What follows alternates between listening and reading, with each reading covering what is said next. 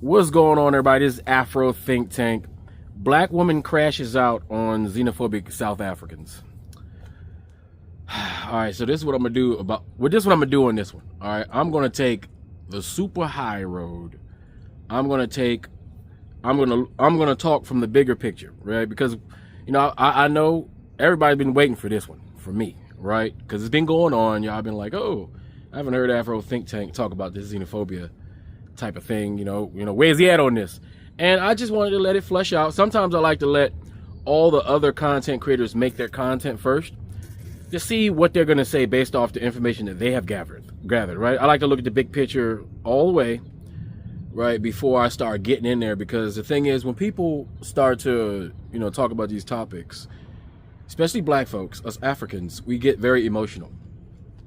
African people are very emotional. We represent many different spectrums of the emotional field of existence, right? We display our emotions wholeheartedly, right? More than any other group of people. It is one of our biggest curses, but it's also one of our biggest gifts, right? And it's also is used against us a lot. Our ability to articulate our frustrations. But the problem right now is a lot of things is being talked about and discussed utilizing emotion, right? And the thing is, with us all being very emotional right now, right, we can't quite see the, what do they say, the tree through the forest, or the forest through the tree, or something like that, right? So what we have here in South Africa, right, is we have a small minority of xenophobic, hateful Africans. Okay, and they will be put in the same category as FBA in America. South Africans and African Americans are very similar. We're similar in our phenotype. We're similar. We have a lot of similarities in the history between us. The way we have cohabited with the European.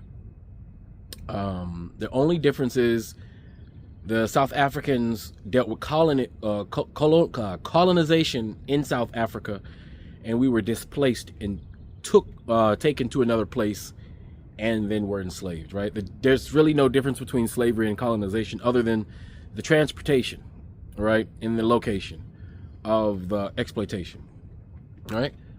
So just like African Americans, South Africans have lived a disproportionate amount of time with the white European under its institutions and under its ongoing propaganda. And the ongoing propaganda is to stop South Africans from uniting with the rest of Africa.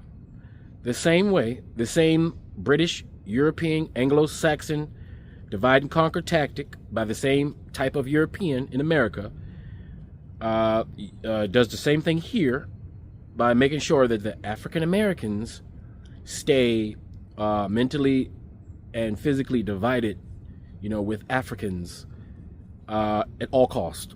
Because South Africa, like North America, has a large percentage of very intelligent, smart, pro-black, Pan-African, and economically capable Africans who, if were to connect with other Africans who have other economic advantages, right, would give African people leverage, right? So it behooves white supremacy, in order for it to maintain the illusion of white supremacy and the infrastructure that was built off the illusion of white supremacy, to maintain the balance that it has created, right? And that balance for white people is everybody must believe white is right, white infrastructure is right, white institutions are right, white governments are right, white laws are right, the lines white people have drawn are right, and the history white people have created in Africa and around the world is solidified, can't be changed, and nothing we do can be modified, because that is the way things are, right? Because white people says so, right? But the thing is, in the age of information, that ability to do that is becoming harder and harder, because it's really hard to tell a group of black people that you're inferior when reality says otherwise, right? And the thing is, white people, just like, and I gotta keep going back and forth, because I'm taking the non-emotional route to this, right? Because I'm a tactician, I'm a strategist, I'm serious, right? Emotions is not going to do anything for us right now but delay what it is we got to do for each other, right? And that's unite. And it behooves white people to make sure we don't do that, or at least slow it down, because they're facing extinction. White people are facing extinction. They're facing global collapse of all of their colonies. All of their colonies. Every place them British people colonized, right, sent their less desirables, sent their criminals, sent their second-class European citizens. Every place that they sent their Europeans to establish colonies that they thought they would last forever, are crumbling. Therefore, to hold on, at least the rich white people in suits, right? For them to hold on, they need to make sure that they're not being held accountable. They need to make sure that the people that they subjugate are still distracted and fighting amongst themselves, and not finally pointing their pistivity or their frustrations towards them, right? So hence the divide and conquer, right? So just like in America, we have FBA, right? Foundational Black Americans, who are basically African Americans who are uneducated, right? And who are susceptible to white propaganda as long as it's packaged in an acceptable form, which is usually some form of low vibrational hip hop culture, where the white supremacy poison is wrapped, baked, they put sugar on it so it tastes sweet, they swallow it, and before you know it, they're repeating white supremacist talking points. We got, agitators like Tariq Nasheed and Phil Scott and Yvette Carnell and Antone and all these little social media people who they value the infrastructure of the American, or the infrastructure of the white Western economic system, over their own brothers and sisters, because they view that as more valuable, right? That means they will follow the algorithm that points them in the way of money for their pockets, as long as they continue to push and promote anything derogatory as far as African Americans, relations between us two, because they know that, like, for instance, African Americans, as a defined ethnic group, we have a lot of power, right, that we can wield, but we don't wield it ourselves because we don't own ourselves. If you understand what I'm saying? And then we don't realize that we can just choose one day to collectively stop giving them the power, and we can just use our own power. Like, it's a choice in our head that we got to make, right? And just like African Americans is important for the white European globally, the Jewish white European that pretended to be Jewish, the European white supremacists, the Australian white supremacists, the South African white supremacists, the American white supremacists. It's important to hold back the African American and make sure that we have acrimonious altercations with our African brothers and sisters, because they do not need us to plug our plug into that power wattage of Africa. They don't want that energy to circulate, right? Same thing in South Africa. South Africa has the best infrastructure in Africa, because just like in America, they basically had slavery, and they forced the Africans to build this infrastructure, because Africans still built it. Even though white people forced them to do it, Africans still built it, right? They built this outwardly beautiful infrastructure, but the social infrastructure itself is still apartheid-esque, right? So you got the South Africans, who are akin to us, African Americans, right? They look like us, right?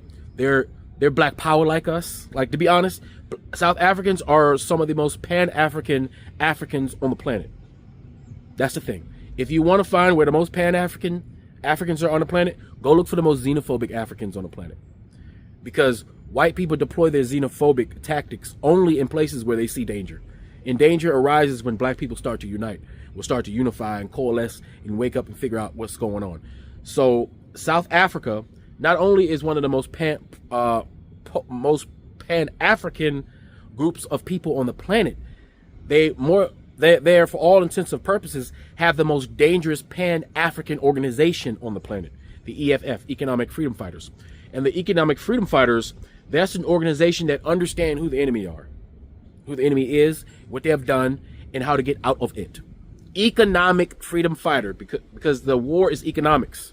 The war is not always on the battlefield with guns. Sometimes the war is in the boardroom, signing contracts in the halls of Congress, in the halls of Parliament, taking votes. That's a war, right? And the Economic Freedom Fighters have been growing in its influence in South Africa. And as the Economic Freedom Fighters and other heroes around that sphere has been fighting to give the South Africans back their country, because 8% of the country, 8% of the population, which are white, own 80% of everything.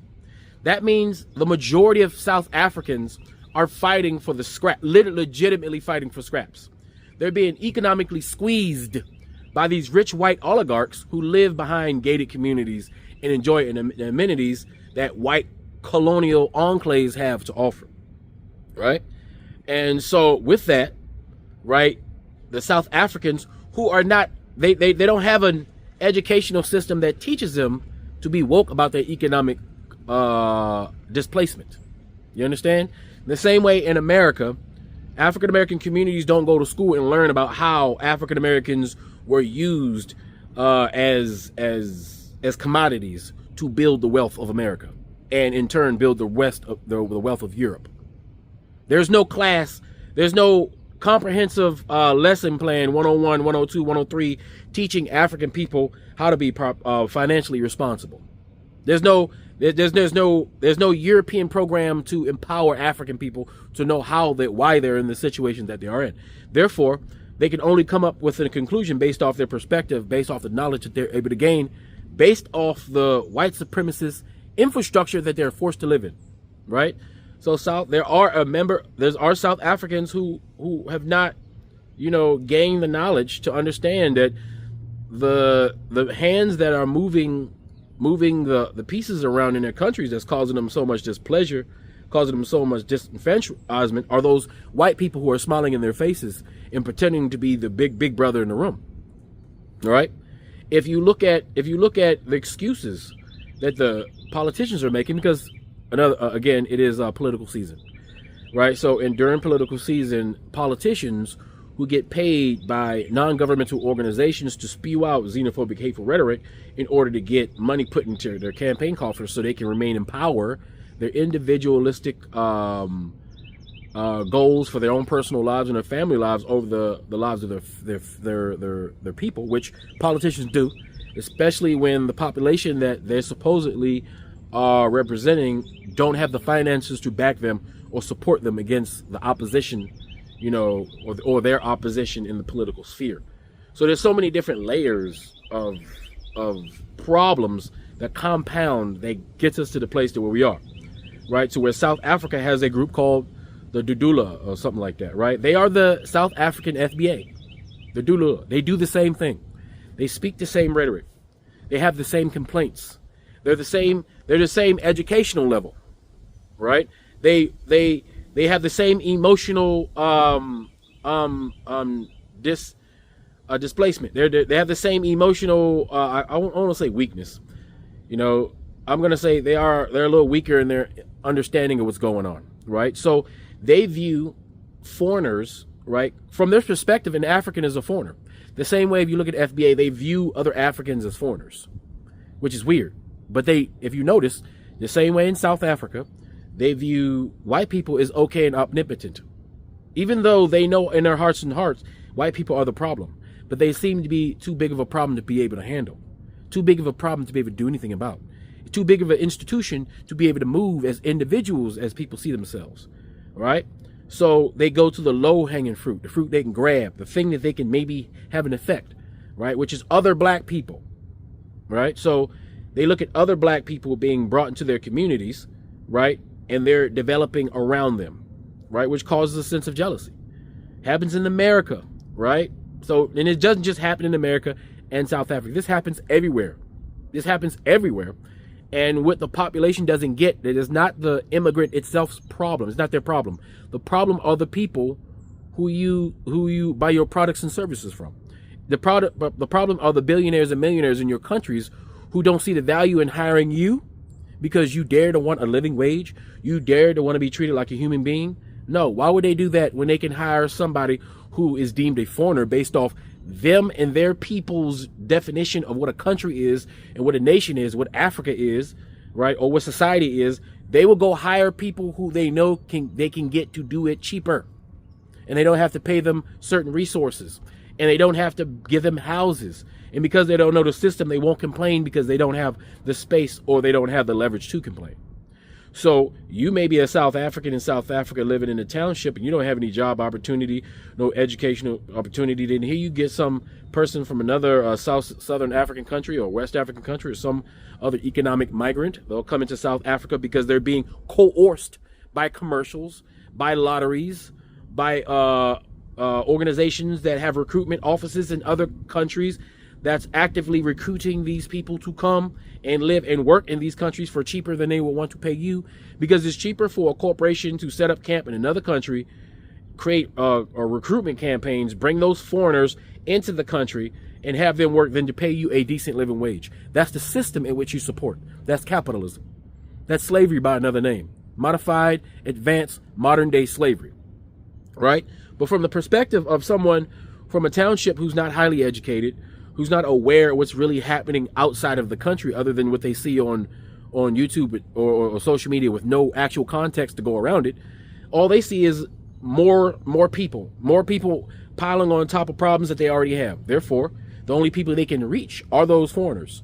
They very well can't get in their cars and go to the rich neighborhoods and protest in those rich white neighborhoods.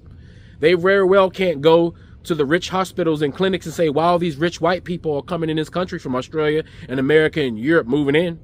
Because surely enough, there's more white Europeans overstaying their visas, taking and buying up more land from them other white people that already stole your land, right? Setting up infrastructure behind those great big walls, right? And there's even white Europeans that have already taken whole chunks of South Africa and said, you know what, this is for the white people.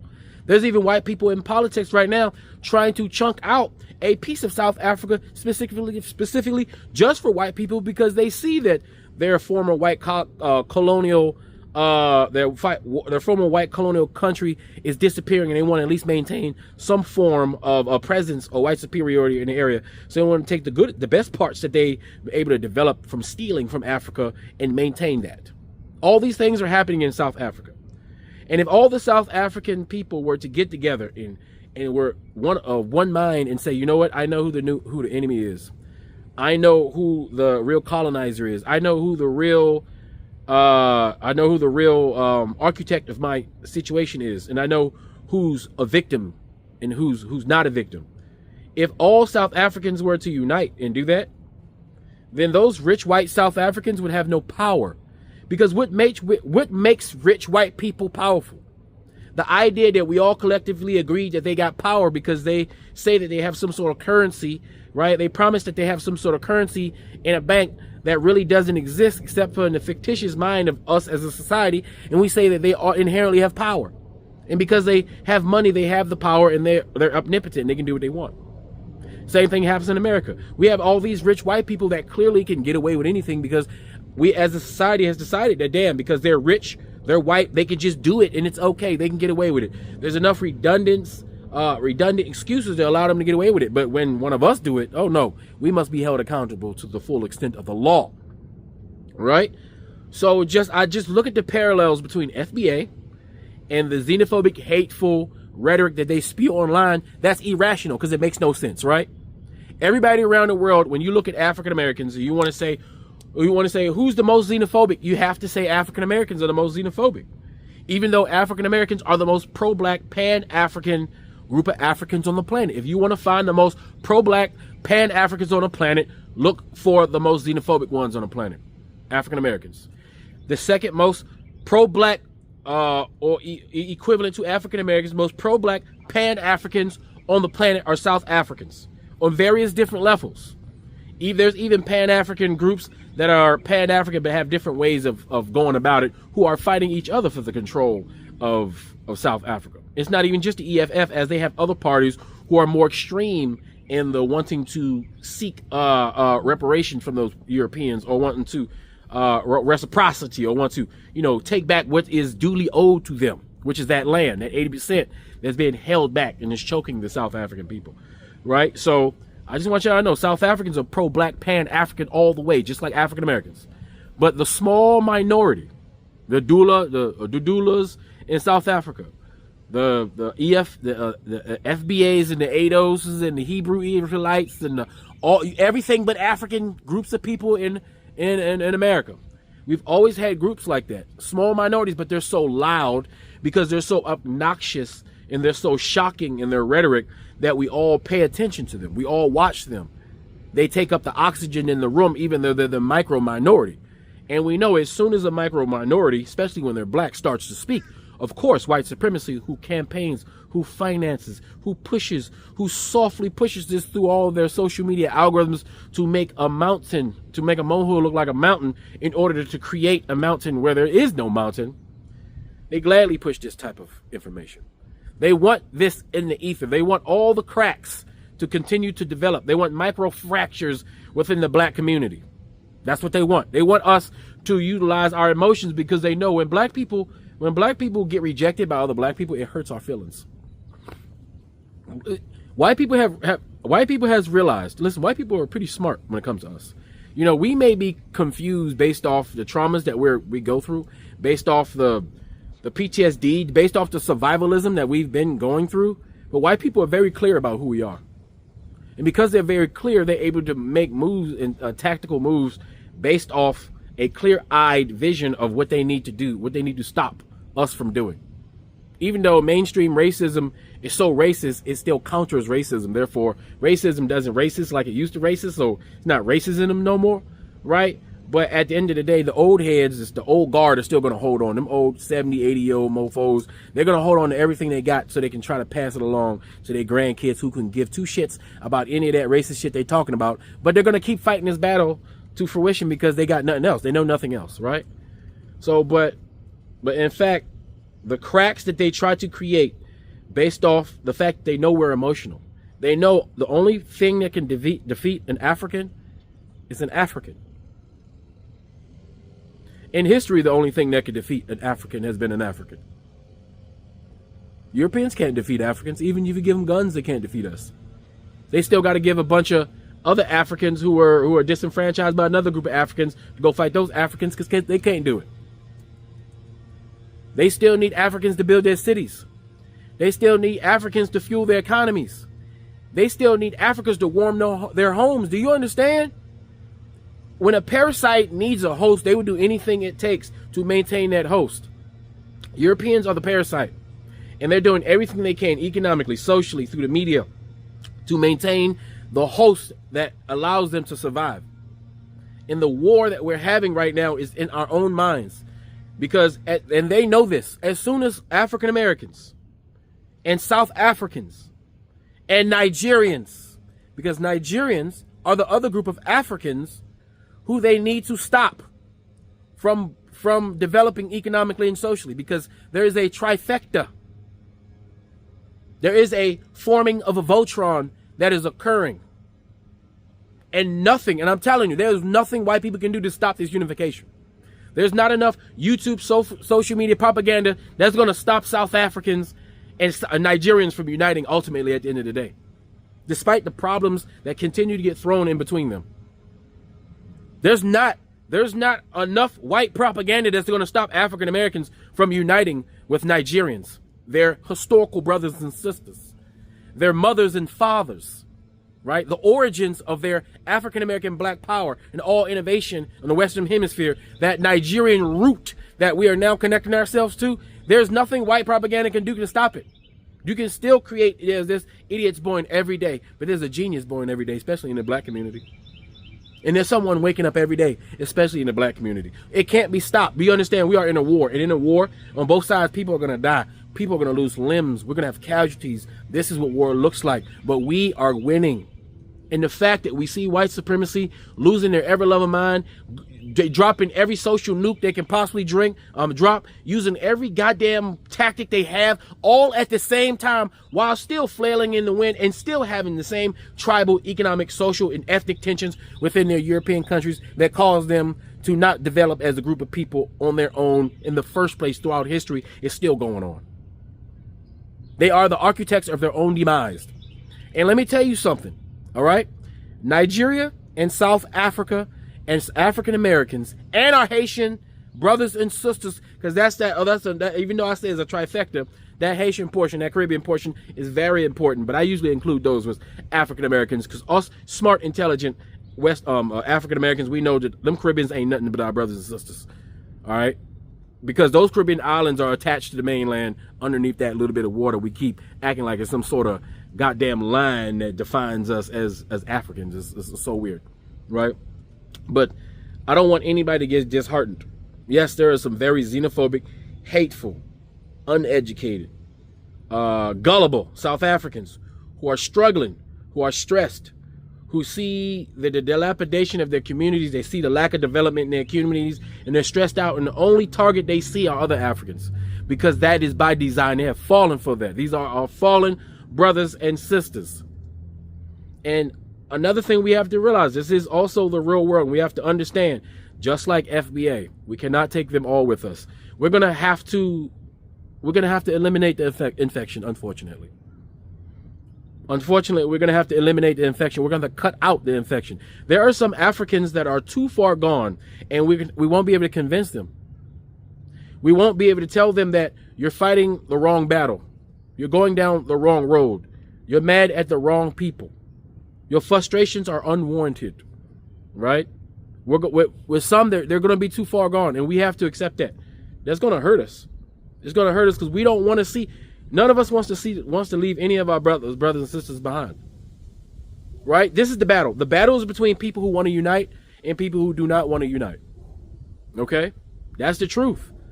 It's not the battle is not South African versus African American versus Nigerian versus Ghana versus Tanzania versus Ethiopia versus Sudan. The battle is between black people, and no matter what country they are, no matter what language they speak, no matter what ethnicity they are currently a part of, no matter what nationality they are currently a part of, the battle is between those Africans who see value in uniting with their brothers and sisters despite the economic, ethnic, racial, linguistic, and cultural differences for the benefit of us collectively, and those who still want to remain attached to the white supremacist institutions that they have found comfort in, even if they had to flee from their own homeland, because the place that they found comfort in is comfortable because they had to make the place that they come from uncomfortable in order for the place that they found themselves to be in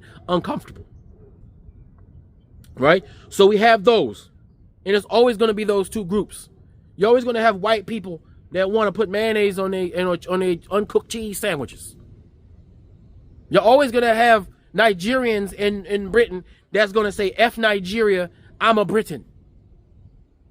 You're always going to have African people that worship white society over anything black. You're always going to have black people that see other black people that don't speak the same language as them as lesser than, or the op.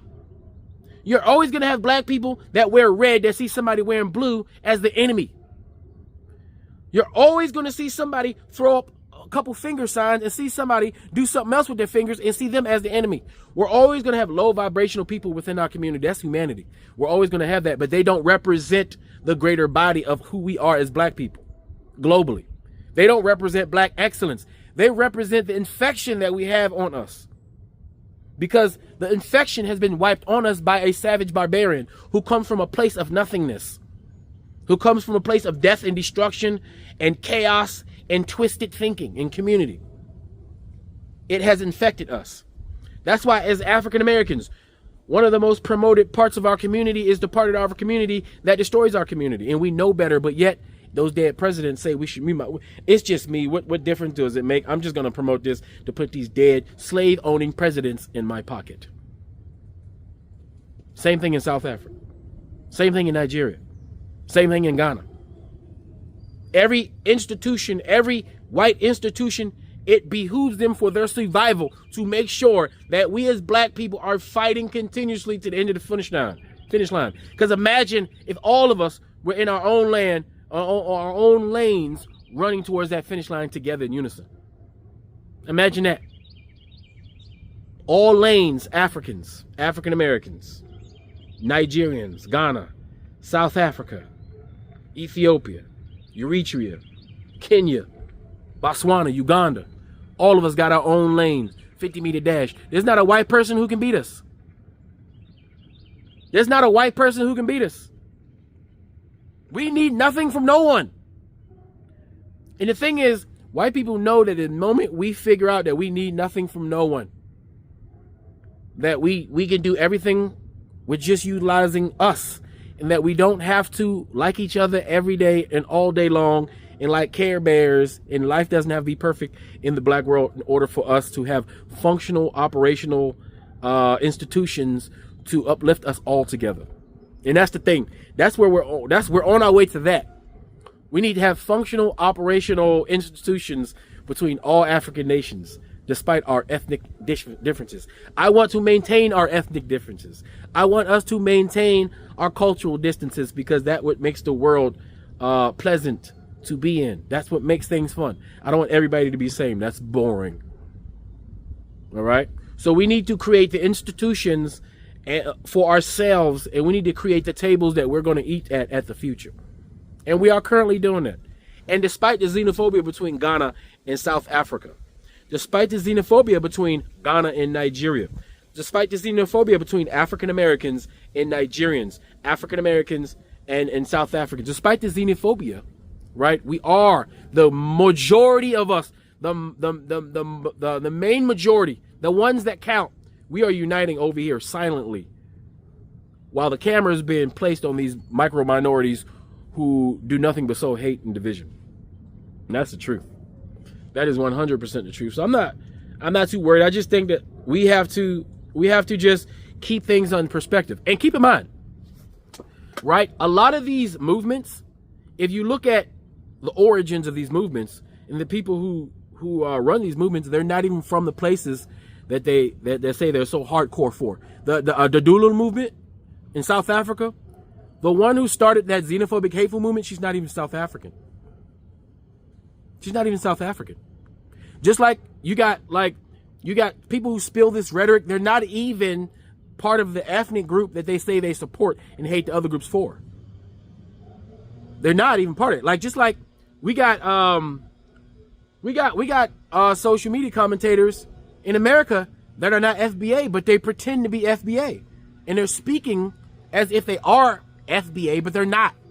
Like, you got George Macon, right? George Macon, the former Pan-African Sonetta dude. That guy family is from Guyana and Cuba, and he pretends to be some sort of foundational black American based off their rhetoric. He's not even a goddamn FBA yet, with no shame. This dude, George Macon, with who I used to have respect for, but I don't anymore, because he has zero shame. He has zero. Zero shame. Zero. What do you call it? What do you call a backbone? He don't have that. No backbone. His backbone that he once had is soft. He's a jellyfish, because he contorts to what's popular on YouTube in order to get clicks and views for his own personal reasons. Yeah, he may do some stuff in his own community, right? But all of that is retorted. All of that means nothing, because he spews out more hate and division than he does unity within his community. George Macon is not even FBA. He's a Cuban, Ghanaian, pretending to be an FBA, talking shit about Caribbeans and South Americans and Africans. Just look how the foundation of all these hate groups, right? How they fall flat on their back. Look at Yvette Carnell. She's barely black. Look at Tariq Nasheed. He doesn't even have a black name. He doesn't even value his own name, his daddy's name, his family's name. He's a pimp. Look at the origins of all these movements. Yvette Carnell used to be on the board of a white supremacist organization, and she's half white and she's a lesbian woman. Look at the origins of all these organizations. That's why you continue to ask yourself, why? Where's the origins of all this? Where does stuff just pop up? All of these things are being backed by white supremacy, who found the weakest nigga in the room that will accept the money to throw their people under the bus. It's not hard. How many rappers do you know have thrown their communities under the bus for a dead president and then moved to a white neighborhood? And then after they got their money, after they made their money off telling you to drink lean, after shooting homie for stepping on your Nikes, after they did that, now they want to find wokeness and want to tell you need to be better, and you want to build their communities and shit after they done made their money talking shit about the black community. How many rappers, how many thugged out rappers have all of a sudden became white adjacent pets after fighting the power? Supposedly. How many of your so-called gangster rappers are now living in white neighborhoods, in gated communities, in part of white higher upper echelon clubs and shit, right? And then every now and then they go do a music shoot where they put their do-rag on, put a blunt in their mouth, and then pretend like they still thugged out so they can be that commercial gangster that destroyed our communities. How many sellout coonarians are doing that? And we call them cool. So all I'm saying is we've always had black people willing to sell out their community in order to make a buck. And it manifests itself in many different ways around the world. And right now in South Africa, we got that Dula movement. In America, we got the FBA movement. In Ghana, we got that get the Nigerians out movement. In Nigeria, we got the goddamn, I'm not gonna say the Belfront movement, but the Belfront movement was agitated by the French, right? Or you got those Nigerians that want to separate and act like if you separate into Belfront, like that's gonna empower you. That's not gonna empower you. You'll be in an even worse situation then. But they don't know that because they don't understand the economic macro situation. They only understand what's right in front of them because they're not educated. That's why education is the key. In order for us to defeat these people, we must continue to educate our populations ourselves, because the white man's not going to do it. The white institutions are not going to do it. We have to do it ourselves on an individual basis, the way we've been doing it on TikTok and social media. So enough of those Dula followers, those FBA followers, will see the error in their ways and they'll come out of that psychosis. They'll understand that what's better for them, right, is to be a part of black unity, and that Pan-Africanism and pro-blackness doesn't mean that you have to give up your ethnicity. Just because, like for instance, I had some weird FBA dude just made a video about me, right? And out of all the videos they can make, they're making a video about how go-go is not African, and how I'm misleading my people somehow go-go is African. That is such a stupid argument to be trying to make. Out of all the different topics we could be talking about, but his intellectual capacity only allowed him to think that he can argue that. Because a lot of the FBA hate, xenophobic, has been siphoned through the sweet candy of hip hop or black music, right? But the problem with his video is that you're talking about go-go. You can't get more African than that. So if you're going to argue that, if you're going to sit here as a black man looking like you just came out of a village in Nigeria telling me that go-go is not African music, you have convinced me you don't want to be black. You don't want to have nothing to do with blackness. You are completely lost and you can't be found. Because any human being, not even just black, any human being listening to go-go music and didn't even know the word go-go, you would think that he was listening to some pure 100% African music. Like, it's unmistakable. There's no argument there. And that's why I won't argue or rebuttal his channel, because his video is like, you're going to pick out of all music, you're going to pick the most African and say that's not African. Even though I put receipts. Even though there's literally the founders of this genre of music here where I'm from, right, have spoken on it. And where the inspiration from. You see the instruments being used. You'll see the science behind the percussion being used. You'll see the pattern being used, a very specific pattern that comes specifically from West Africa. Go-go music is juju music. It's Nigerian juju music. The J and the G. Africans didn't even use J. Juju, it should be go-go. Go-go, juju, go-go, juju. It's the same. It's literally even called the same shit. Call and respond. Like, some people can't be, you're going to have to just cut the fat. Now understand, we can't help all of them, but there's some that can be helped, and that's what Pan-African, that's the difference between a Pan-African and these guys who use Pan-Africanism or pro-blackness to benefit their pockets, is because to be Pan-African requires you to have enough strength to hold on to your brothers and sisters when they're pulling away. The Pan-Africanism requires you to be able to be understanding of why your brothers and sisters feels this way, instead of emotionally reacting, causing further cracks and divisions and micro tears within the community because your feelings is hurt based off what they say. Pan-Africans will ask the question why and get to the root of things instead of just reacting emotionally off of the thing that's happening right then and there. So Pan-Africanism requires a certain level of education, understanding, intelligence, and comprehension about who you are as a people, and in contrast with other people, and who you are as a black people, and how you are defined as a black person around other black people from different ethnicities or different cultures. They have a full balanced based view of the world as blackness, an Afrocentric, African loving view of your people. It's not a naive view of your people, but it's a realistic Afrocentric, African-based view of your people with African-based solutions and not white-based solutions, and to have the ability to be creative, to create the institutions necessary for your children to thrive in the future with other children that look like your children. They may speak a different language than them.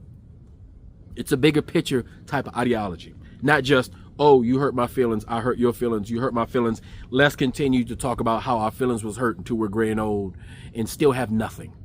Because everything we fight over, all the lines, all the streets that we fight over were named by white people. All the gangs fight over streets in America. They fight over streets designed by white people. They fight over, just like Africans in the continent of Africa fight over lines, right, that were designed by white people. As soon as we in the mind figure out, as soon as we African people in the mind figure out, all we have to do is we're one decision away from world domination. All of us. We are one decision away from black people globally. We are one decision away from world domination, and white people know it. And they're doing everything they can to have you think of everything else but that thought. They're doing everything they can to have you stop chewing on that fat, to have you stop that thinking of that. They don't want you to form Voltron, because once Voltron is formed, it's over. Now it's coming now, right? But this is what change looks like. This is what it looks like. This is what revolution looks like. It's not like the movies. These are generational wars. These are generational conflicts, right? When the black Egyptian Nubians had to take back Egypt, you think it happened in like 10 years? You think it happened? How long do you think it took? How long do you think it took for African people to defeat the Persians, defeat the Greeks, the Romans, the first couple times? How long do you think it took us to beat back the Arabs the first couple times? How long do you think it took for us to reestablish nations over and over again, to rebuild civilization? How many decades, how many centuries do you think it took? Right? Some of these things that we look back in the past and the great things that we've done, these things that it took, some of these things took hundreds of years, multiple generations of baby steps by different groups of people in different eras that knew nothing about each other, but had the same ideological thinking that we need to liberate our people from these people who mean to do us harm. How many centuries did you think it took before they peaked out and reached the goal that they're reaching, they were going for? Even when sometimes they had to backpedal because of traitors within the community. We always gonna have traitors. Every group, white people got traitors in their communities. Hell, you know who a traitor is in the white community? The one that's pro-black. The pro-black white man is the traitors of their community. The pro-LGBT community guy is technically the traitor to the white community, even though white people in gayness have been like, that's their thing, so I don't even understand that, right? I guess it's closet versus not being in the closet, more and more to speak, right? But, you know, Asian people got the same issues within their community of unification and discrimination and disenfranchisement. It's not just us. Don't think it's just us and we got some special problem. We are special people, though. And we are that one nail that we need to hammer in ourselves in order to fix a lot of things. You know, we are the key to fixing a lot of world's problems. Everybody's waiting on us. Everybody keep begging us to help them, right? To unify with them anyway, right? There's a reason for that. But we can't concentrate on everybody else. We need to concentrate on us. We need to concentrate on unifying with each other and fighting the indifferences that we have within our communities. That's the battle. The battle is inside the house for us. The battle is inside the house, figuring out how do we get along with each other and put functional economic infrastructure to benefit all of us on the global stage together while maintaining the sovereignty of all of our different ethnic groups. That's what we need to do. And we need to solidify that, make that solid, and we need to protect that so that no one else can do what they did to us again. All of our problems need to just be problems that we create, that we got to fix. But none of our problems should be because of other outside influences. And right now, outside influences are trying to cause every problem they can because they see what's coming. Like I said, I'm going to wrap this up, but South Africa is one of the most Pan-African countries, black countries in the world. South Africans are some of those Pan-African pro-black people in the world. South Africa has one of the most powerful, influential, and up-and-coming and consequential Pan-African organizations in the world. The EFF, Economic Freedom Fighters, who should be the blueprint for all political movement of black people globally. All black people who live in any colonized nation around the world should adopt the political ideology of the South African EFF, Economic Freedom Fighters. And if we all did that and unified properly, boy, I'm telling you, this ain't just a pipe dream. This is a reality that we need to manifest instead of living in this nightmare that we have seemed to be able to been so comfortable with, we're able to cope with. We don't have to cope. We no longer have to cope. We can thrive. But anyway, you guys tell me what you think about this in the comment section. This is Afro Think Tank. Learn something, teach something. I'm out. The day that South Africans understand that every time you guys think, feel, say, do something xenophobic, the colonists, they are twerking 6 feet under, boy. They are twerking in celebration because you are doing their jobs for them. The protection of their descendants and current occupants of their seats right now. They are winning because of the hard work they put into separating us and creating this rubbish tribalism and xenophobia that we now perpetuate. One man, not even one white person needs to be in the fucking room. Not even one white person. That is such an effective system, don't you guys think? Like, and then the logical fallacy of an argument that goes, no, but when they just get their payments legally. Have you had to run from a side, like, because of needing refuge from your Western torn apart country that you can do absolutely fuck all about, but go to the one country that is under Western protection because it has white people in it? So you run. You get there. Now, as South Africans, we've gone to Home Affairs. We've dealt with the government face to face. As South Africans with IDs, citizenship, they make you go up and down and sit and photocopy and come, and then just for you to get to the front of the line and they tell you, no, the system is down. Come back next week. What is someone with no citizen support, no citizen protection? What is that person going to do against that? What is that person going to do against that?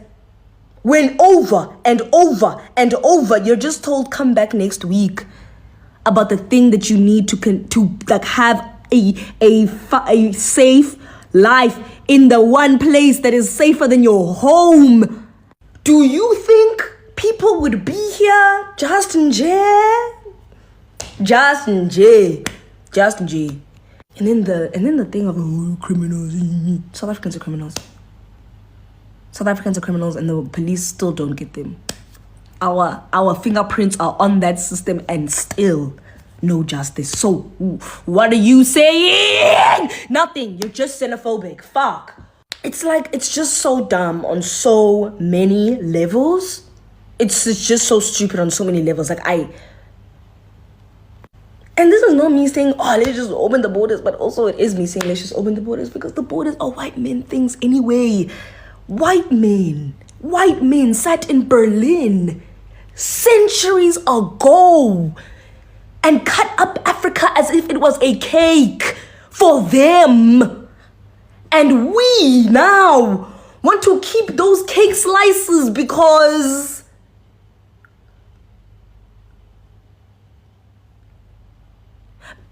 it's not anything logical. Because the logical thing to do for Africans is to lose these borders and become the UN of Africa, bro. Like, that is the way to save all of us. But no, xenophobia, colorism, texturism, oh my, like tribal,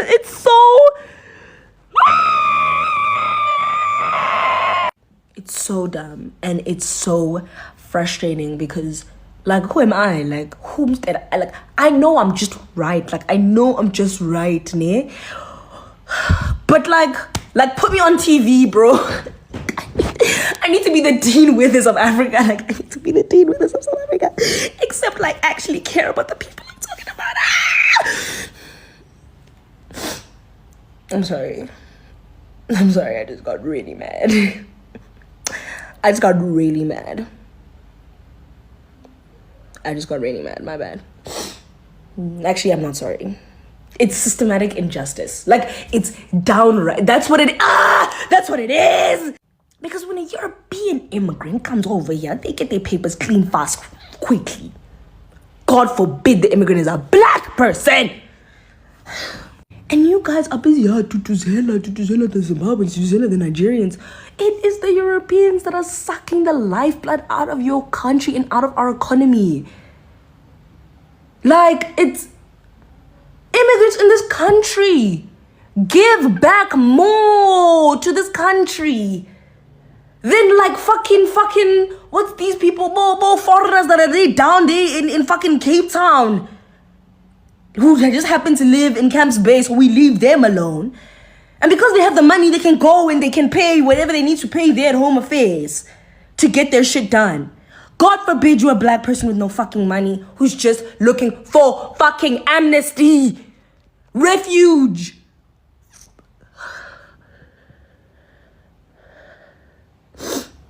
The people who need it the most are the people who can't get it. The people who absolutely should just go fucking home are the people who can just pay to get it quite easily and get it that day. It's systematic injustice, and I do not understand. As South Africans, these, we, like, if anyone were to understand systematic injustice, you'd think it'd be us. No, we are in fact the number one African perpetrators for xenophobia. Ugh. Until you guys are willing to sit back and understand that your feelings about foreign black people, and even that is literally an oxymoron.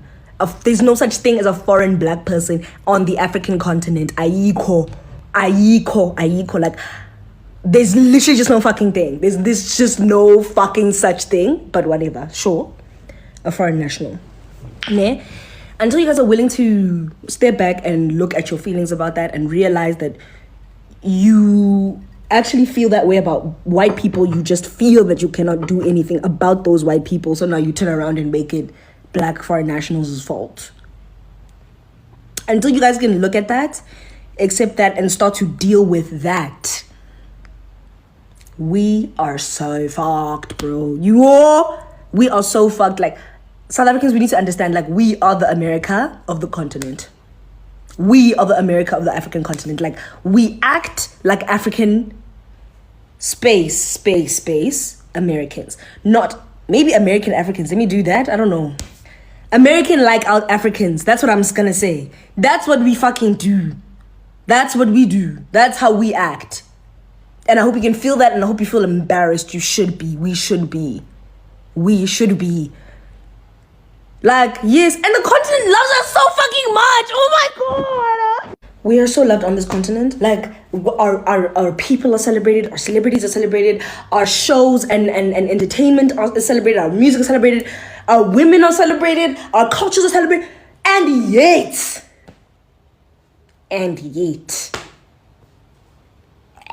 I want to vomit on you. Oh my goodness. And it's literally just us. Like, it's not anyone else. Like, it's like, if South Africans could get our fucking shit together and stop thinking that white people in the country makes us better Africans than the rest of the continental Africans,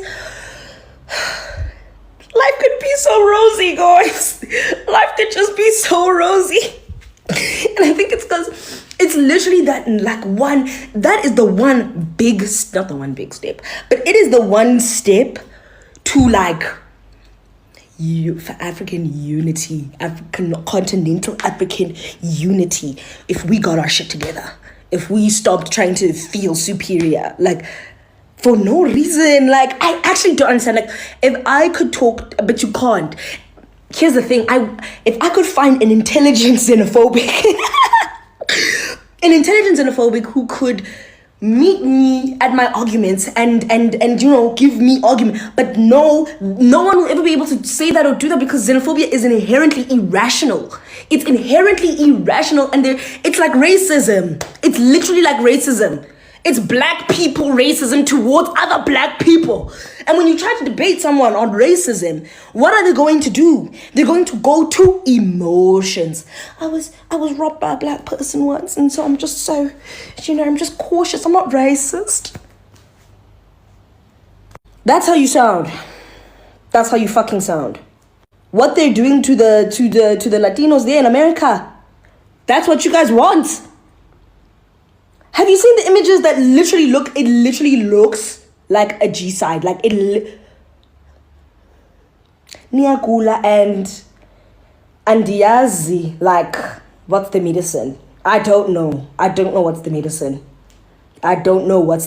Like, because you guys don't want to listen. You guys don't want to listen, you don't want to read.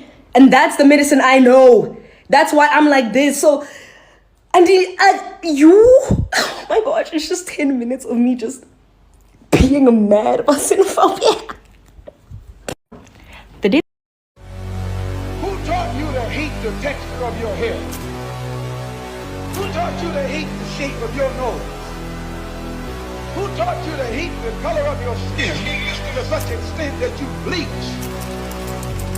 Who taught you to hate yourself from the top of your head to the soles of your feet?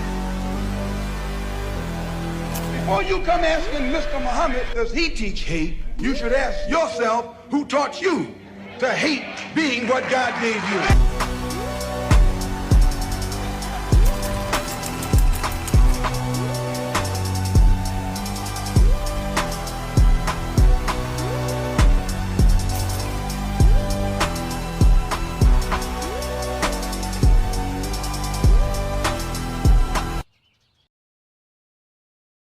Free Sudan! Boycott diamonds and gold! Free Sudan!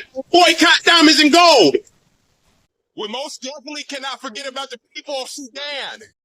Thanks for watching Afro Think Tank. Don't forget to like, share, and subscribe. And follow me on Substack and Patreon for more content. Remember, it's Pan-Africanism or nothing.